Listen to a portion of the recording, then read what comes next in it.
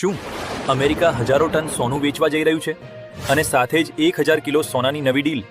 શું આ બંને ન્યૂઝ સાચી છે કે માત્ર અફવા?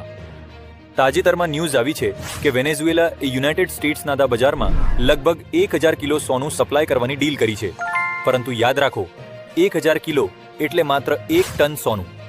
જ્યારે દુનિયામાં દર વર્ષે લગભગ 3500 ટનથી વધુ સોનાનું ઉત્પાદન થાય છે, એટલે આ ડીલથી ગોલ્ડ માર્કેટમાં કોઈ મોટો ધડાકો થવાનો નથી.